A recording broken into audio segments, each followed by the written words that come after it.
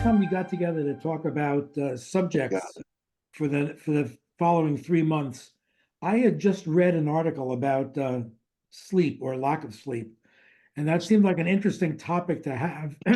So I brought it up, and we didn't seem to know of anybody who wanted to give a talk. So I didn't know very much about it, and I said, "What the hell? I'll give a talk on it." So this is the result of my looking around for interesting material on the subject. Let's go to page 2. Steve, see what chopping got done here.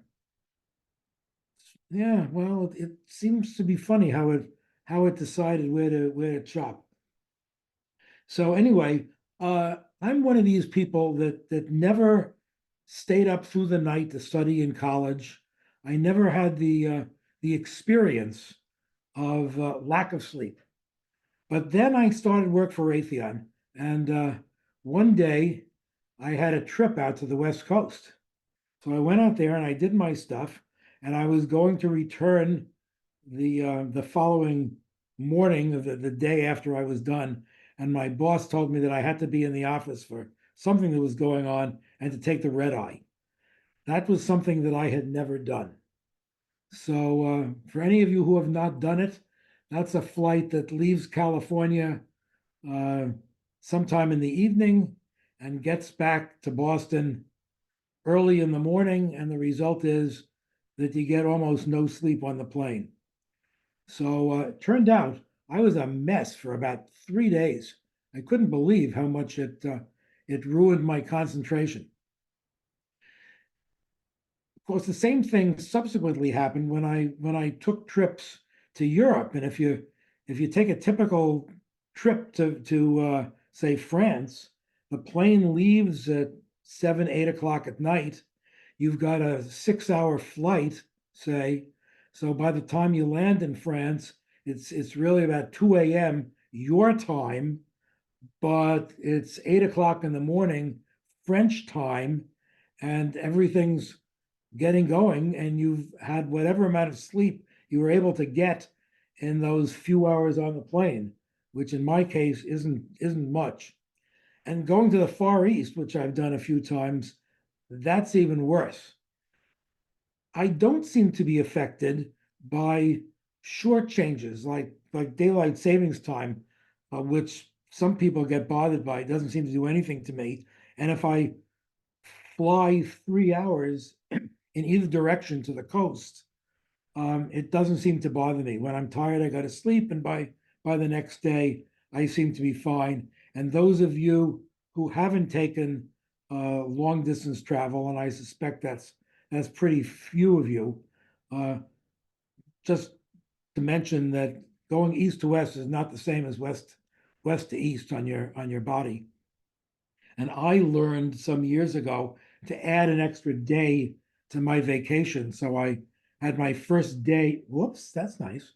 So I had my first day on vacation prior to the trip beginning, so I could use it to reacclimate. Okay, next page. For those who weren't here in the beginning, the reason I'm saying next page is that there was some problems getting my system working properly. So the result is that Steve has my slides and he's moving them.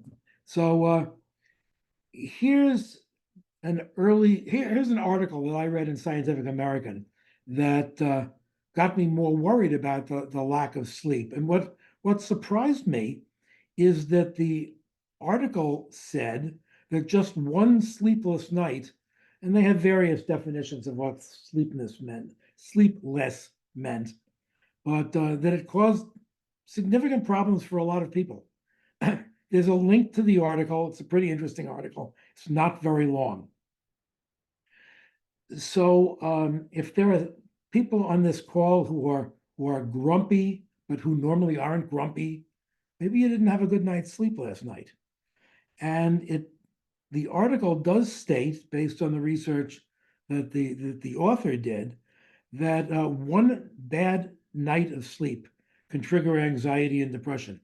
That came as a surprise to me.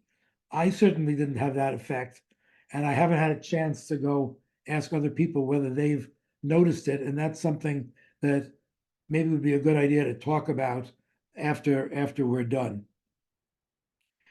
And then, of course, there's the issue of chronic sleep disruption. And there are a lot of people that, for a variety of reasons, have this problem frequently. I had friends, for example, who were working on proposals at work, and for a period of a week or two, they were getting very little sleep.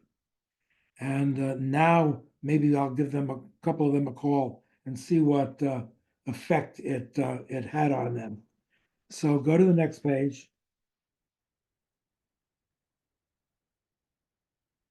And this is just more information from the Simon article. The 85% number surprised me. I thought that was much higher than what I would have guessed. There are people who have insomnia, obviously. I don't. I can John, drink. did you mean insufficient sleep there by any chance Where? in that first line? Yes, I do mean insufficient sleep. Thank you very much. Okay. Let me make a You note. mean Copy. you mean that wasn't just cut off? No, that one wasn't a cutoff. The cutoff seems to be on the right-hand side, and I don't really understand why that is, because Suggestion, Steve is in edit mode. It said without sufficient sleep. without okay, you're right. Without Yeah. That's right. It said without sufficient sleep. So and Larry wanted to talk about his experiences, and let's hold that till the end. But it would definitely be whoops. Okay, bullet 3 is, I thought, fairly important. That was a study with 1,500 participants, which seems like a large enough number. And by the way, as I'm looking at this, the S on participants was chopped off, which is merely the end of a short line. It's really funny what Steve's version is chopping. And the insomnia resulting in PSTD is and greater suicide. That's a bit of a problem. So anyway, there's more information from the Simon article, and go to the next page. I will. Larry Fryer wanted to say something. I thought we were going to hold that till the end. It's PTSD, isn't it? Yes, it is. Thank you. I wish I were more perfect. Me too. Yeah, but Okay, then you wouldn't be yourselves. that's right. So wait a second. Go back to page 5, the one after this, 5. Yeah. You'd need it. Yeah. Now we're back here. So Simon is a research scientist at University of California, and what surprised me in the article is at the end of the article, he talked about risk of hypertension and cardiovascular disease. It didn't give a reference to what the study was for it, but so apparently there are a lot more risks than just being irritable associated with lack of sleep. So after I had read this article, I decided, well, I better go and do some more research. So move on. Move on again. Okay, so I looked around for talks that I thought were interesting, and there are a fair number of them. But what I learned when I looked at them is that there was a fair amount of repetition between the different talks, and I couldn't quite figure out a way to show multiple talks without getting everybody bored. So I picked this one, which I thought was pretty interesting, and we'll show that in just a moment. And I just thought it was worth pointing out that apparently in the United States, and that's where this number is from, the average sleep has decreased significantly over the last 70 years. So that's during our lifetimes. And I guess things are just a lot more hectic at work. Now, I've noticed that since I retired, my sleep has increased 1 to 2 hours per day, but I've also moved my sleep time. So it used to be that I had to get to bed early so I could wake up early, so I could get to work early. Now, all I have to do is worry about getting to a 10 o'clock Zoom meeting. So it's moved things to the right, and I can watch Celtics games on the West Coast. Certainly enough in this video to make you worry about getting older. So I thought you would find it interesting. So after I listened to this, I started searching around, and I found the next article, next page, another Scientific American article, which was a very complicated article, and I didn't really understand it. But I did get a number of interesting things out of it that were different from what I had heard before. How come you did that, Steve? Okay. Talked about when nightmares occur, and apparently there are a fair number of people who get into nightmares in the middle of the night and end up flailing around and hitting their partner, and then when they wake up, have absolutely no knowledge that they were in a nightmare or that they did any of that. But during this REM sleep, during the nightmares, the eyes were somehow moving rapidly. And even though I suppose your eyelids were closed, this was discernible.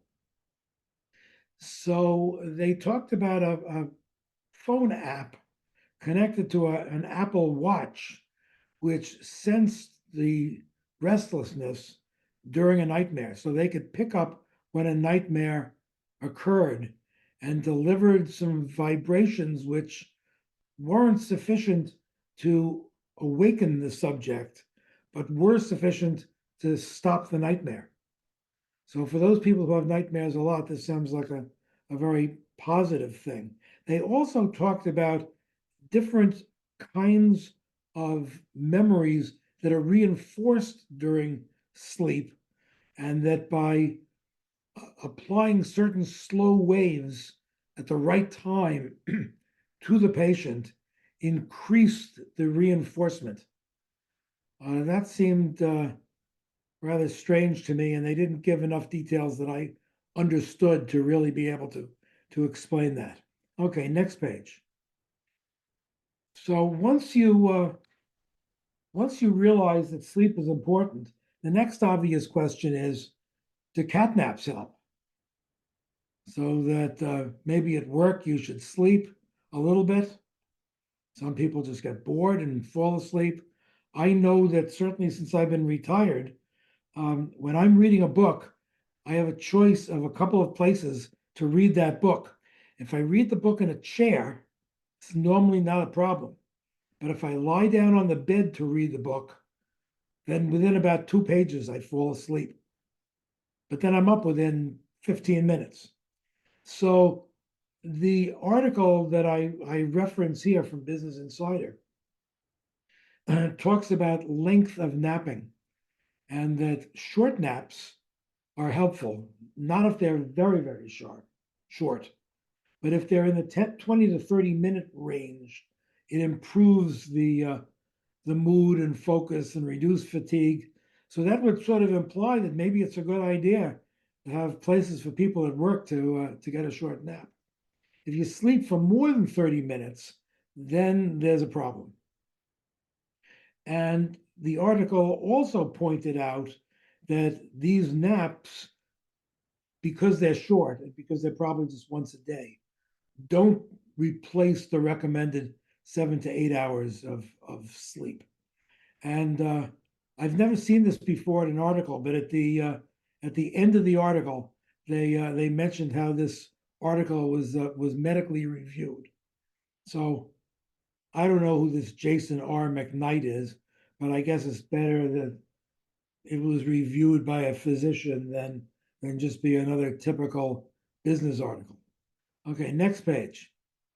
So once you decide that sleeping is a good idea, then you got to decide where you're going to do this. Now, this picture came from a British journal, The Guardian, and it doesn't say where it was, but it showed a little sleep pod. And it didn't explain very much about how the pod actually works and the extent to which you can move things. But if you notice, they have a bunch of these things next to one another in this picture. And this was something from an article from 6 years ago, 2017. When I was in Japan, let's see, that was just pre-COVID. So what would that be? 4 or 5 years ago.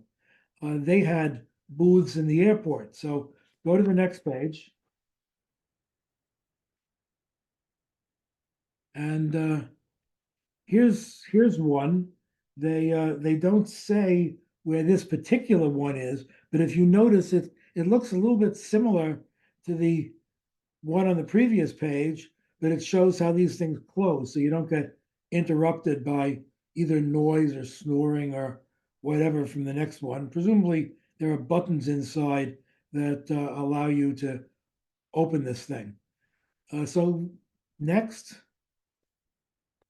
so here's another one, slightly different looking pod. This one's at JFK. Barry Court, I do not like that note that you just put up, that airline pilots take micro naps. But I guess if you have two pilots, maybe it's okay. So this pod, can't really tell because it's a closed picture, but they have pillows and blankets and lights and power outlets, so you can go in there and just read your book in quiet as opposed to sitting in a chair in the large airport lounge. The cost in these particular ones at JFK is free for the first 20 minutes, which I thought was interesting, particularly when a previous article said that less than 20 minutes was not good for you, but that 20 to 30 minutes was good. Okay, next, and then there's a storage space, which obviously you'd want if you had a laptop or books or a suitcase or whatever. Next page. We're holding questions till the end, by the way. Yeah, well, both questions and comments that people have. There were a number of interesting things posted. I think what we'll do is at the end we'll just go to chat and take them linearly through chat. Now this one is in Charlotte's airport, CLT, and it's a different format. These are little rooms. So I guess it's more expensive in the fact that it's takes more space, but it's a different way of handling it. It appears to me, although I haven't really done much research on it, that a lot of airports are beginning to move in this direction. Next, so we've already been talking about people who go sleepless without a night, but those of us our age probably remember when years ago, this was back, 60 years ago, there were some people who were staying awake for ridiculous amounts of time. And in 1960, well, end of 63, beginning of 64, somebody set a record of 264 hours of being awake.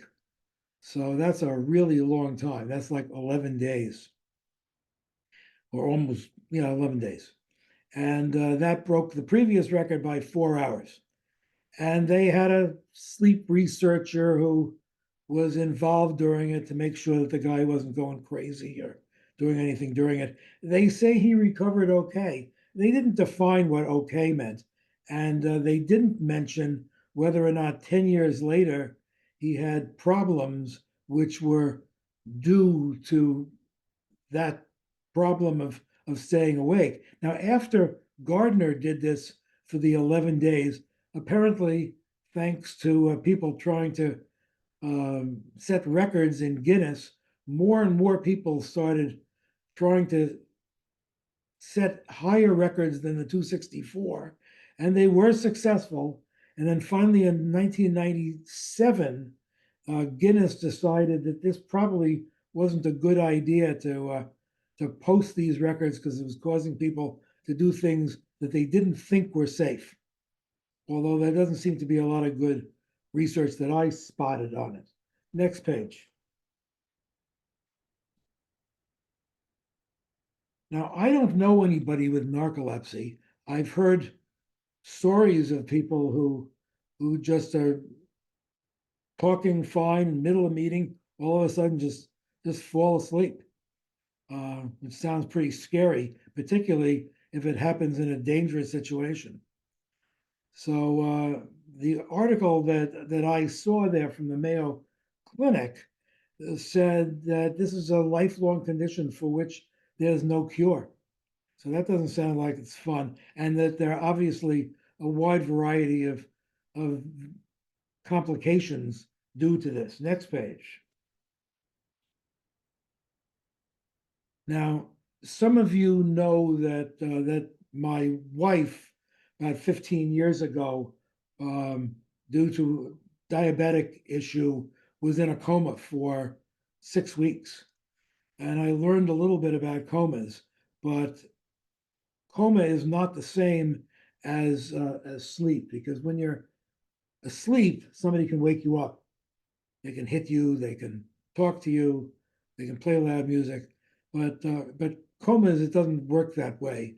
There are multiple levels of coma depth, and the deeper the coma is, the harder it is to get out of it. And in her case, over a period of days, the depth of the coma reduced that they were able to spot by various things that she was doing differently.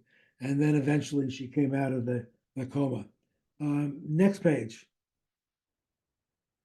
So, bottom line,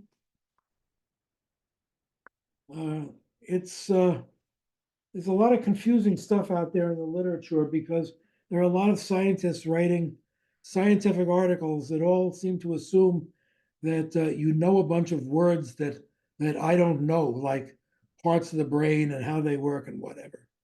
But the bottom line is pretty clear, and that's to always try to get enough sleep.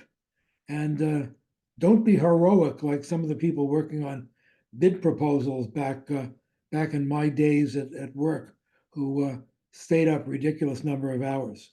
So with that, let's go back to the chat.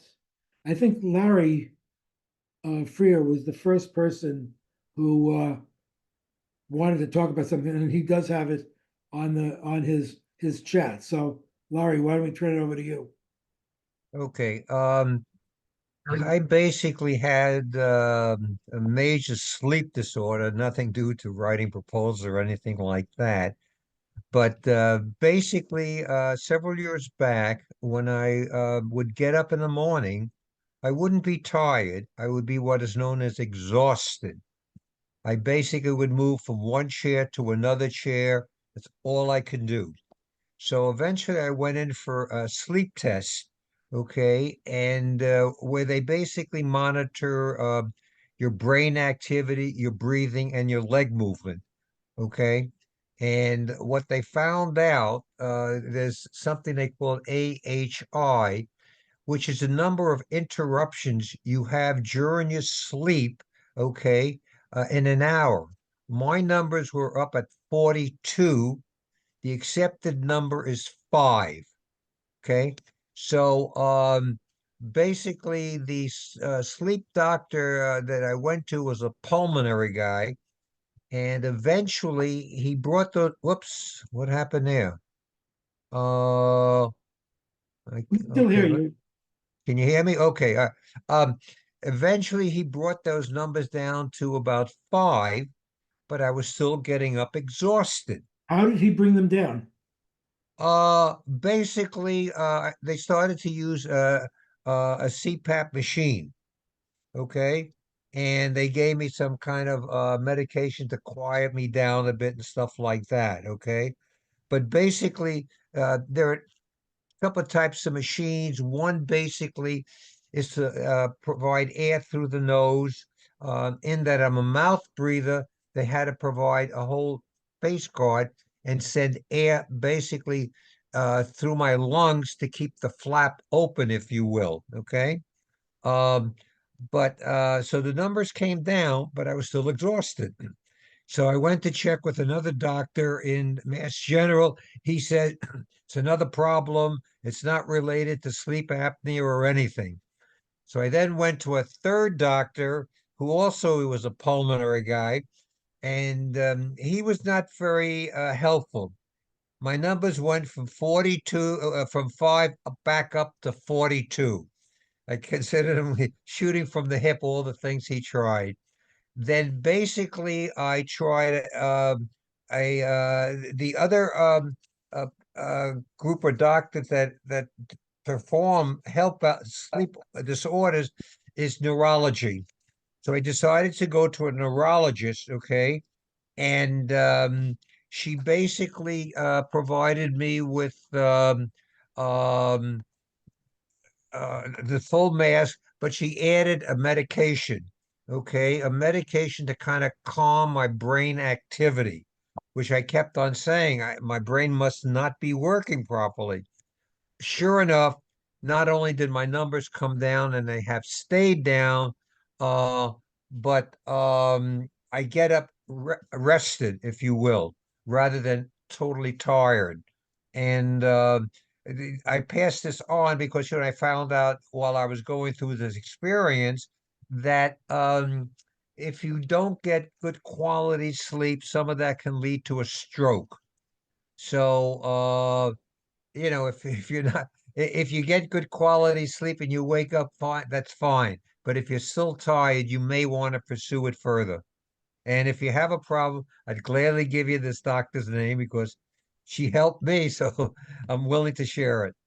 But what's scary to me is that you had to go through that many doctors before you got an answer that worked, which says to me that maybe there isn't good data out there for the average doctor to know. That's what I try. I was willing to go to other parts of the country because, it was going on for about 2 years. And nobody, they have the little niches, and unfortunately this doctor did not try that medication that she did. And it just shows you, if you're not, basically the bottom line, if you're not getting the results you want, move on to somebody else, period. Then Bob Primack said, and a couple of other people mentioned that, back 100 years ago, people lived on farms. You got up with the sun, you went to bed when it was dark, and life was very different than today, where you have 7 by 24 computers and 250 TV channels, and it's a lot easier to stay awake. Barry, you had a comment about camping? Well, what now? I'm sorry. Yeah, Barry yeah. Ford. Years ago, from time to time, I would on a vacation go camping with a friend, and turns out I snore, which I didn't know because I don't hear myself snoring. But my camping partner would nudge me to stop me from snoring. And after 3 or 4 nights, I was experiencing the symptoms of sleep deprivation from being woken up to stop snoring. Oh, that's scary. It was a little scary. By the third or fourth day, I was sort of a little wonky. I just couldn't really function properly without getting a full night's sleep every night. Now, Did you Bob pursue then, that? I mentioned it to my companion, and I think that the issue sort of subsided, kind of came to a happy medium. Get a new companion.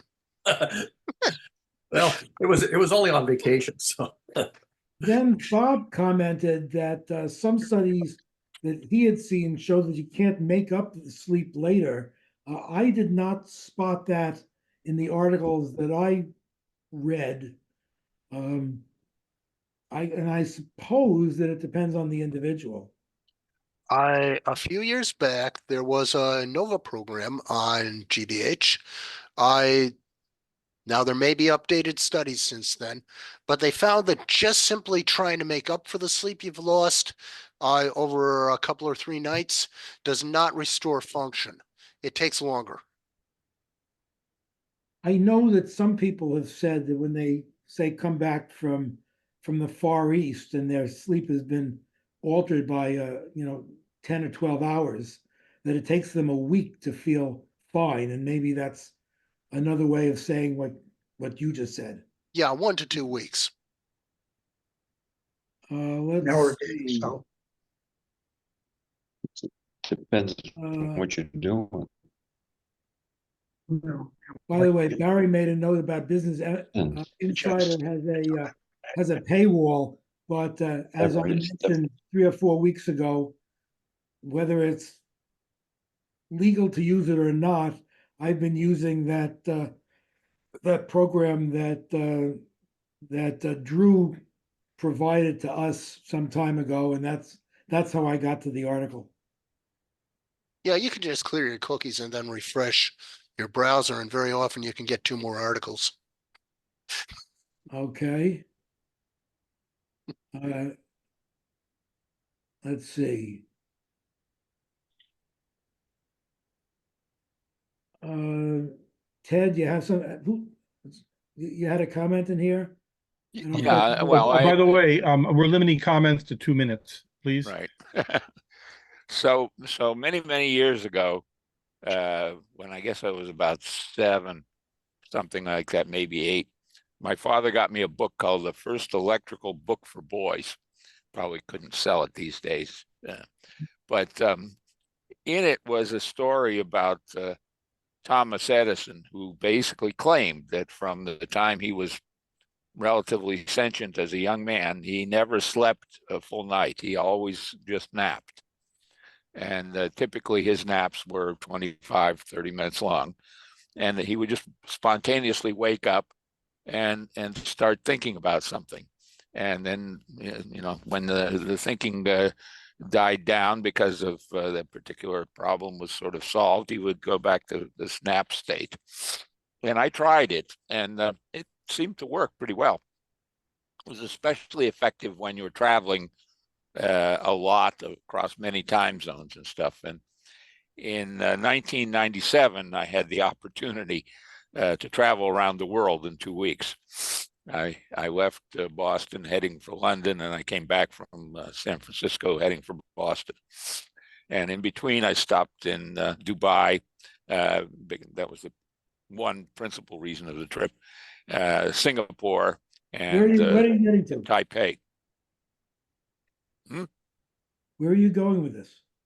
Well, I found that usually takes you about a couple of days to overcome just traveling across to England or Germany or something from the United States. That 6 hours of time shifting, basically, you can sort of get about 3 hours done per day fairly easily. But when you start figuring that you're going to go around the world, that's going to put you really behind a lot. So I tried this Edison napping technique, and I would nap on the plane. And, I would wake up a few times in the course of the flights. Most of the flights were approximately 6 hours long. And I found it worked pretty well, except the last step. Okay. Okay, Ted, we got to move on to somebody else now. Yeah. So Stan, you say that it takes a day per time zone. Is that your experience? Or no, I read that there was a book I used many years ago called Overcoming Jet Lag Through the Jet Lag Diet or something like that. And one of the statements in the book was you can figure about 1 day to recover for every time zone shift. No. And I found that used to travel out to to Australia, and the Far East, and was Europe, and that's about what I found. Although interestingly, I always found it was easier. There was less jet lag going than coming, and I always figured that was due to just the adrenaline of either being on vacation or business that I had to do. Okay, and I've sort of run through the chat stuff. Is there anything else, or we'll turn it over to Steve for the other subject? Well, we have David Kahan, who we Yeah, can't Dave see Kahn, I anymore, wanted to say and a something. few other. David, we can't see you.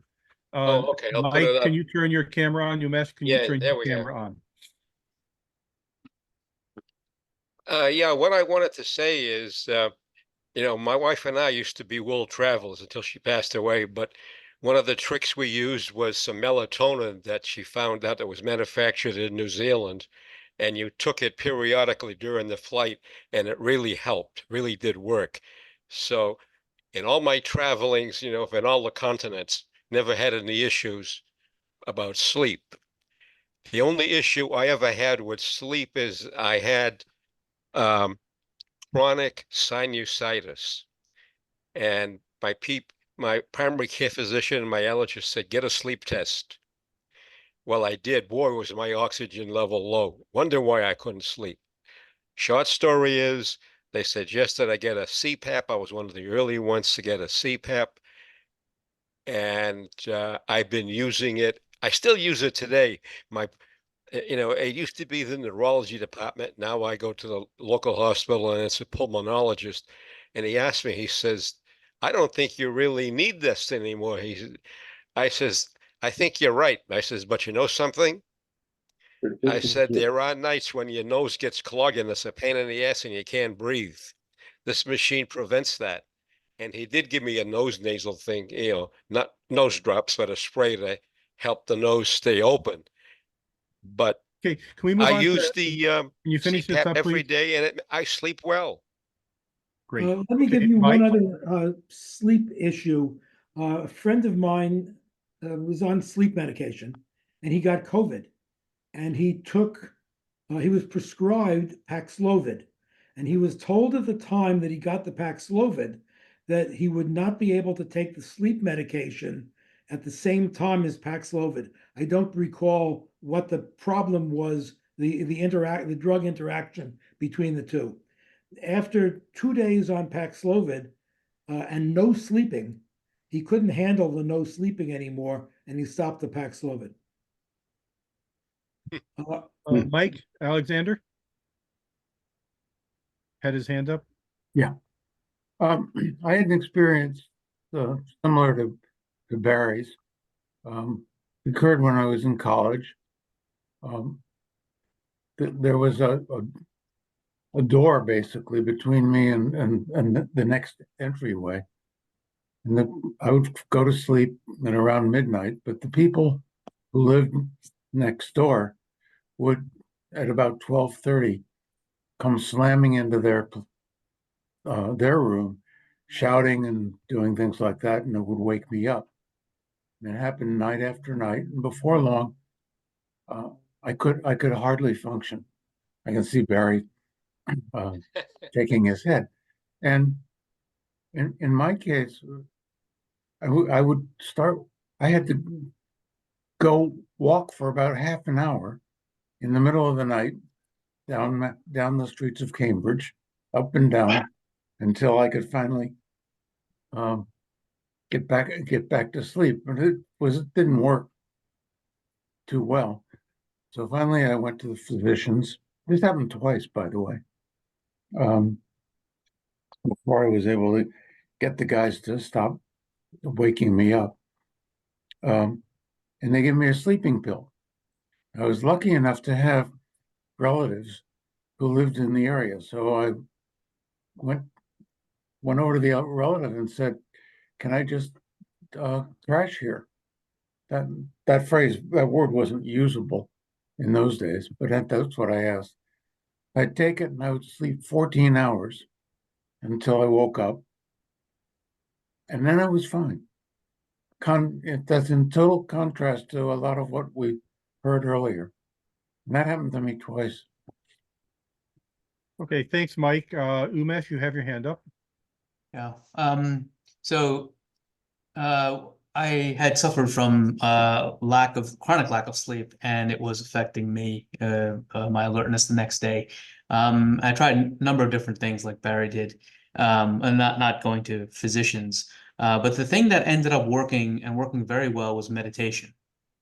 And that's the good news. The other side of the coin is that I didn't really see the effects until I got up to an hour a day.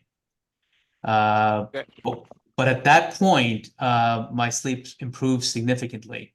I slept a full 8 hours and a very deep sleep, and it also improved my.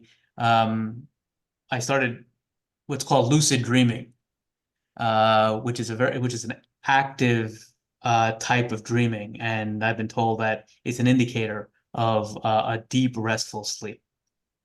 I will describe two things that are from experience from trips to Australia and to Greece.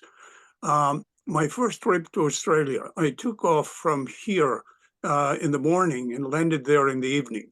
I was a basket case. The next time I did it the other way. I left at night and landed there in the morning. And it was as if I was asleep all night. The third time, for some reason, I went back to a morning departure, basket case again.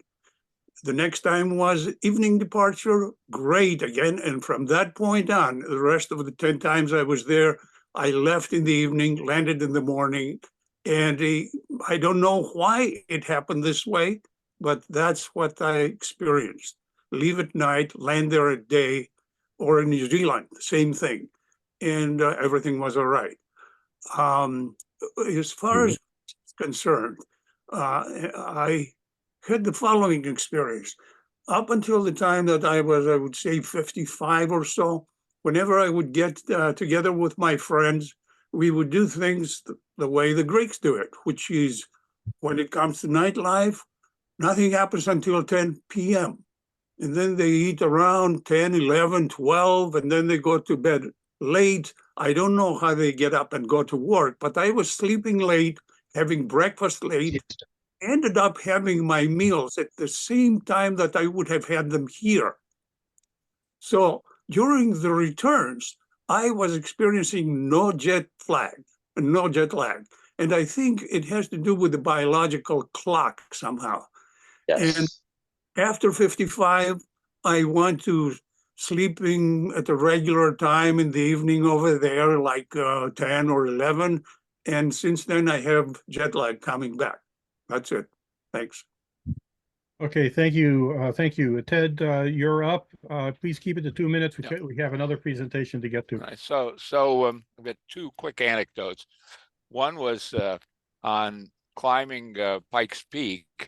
I came down and we slept at 10,000 feet, and 10,000 feet is a very lousy altitude to sleep at because you end up this weird phenomena where you stop breathing because your sensor is basically not looking for oxygen, but it looks for carbon dioxide, and you don't generate as much because there's not as much oxygen.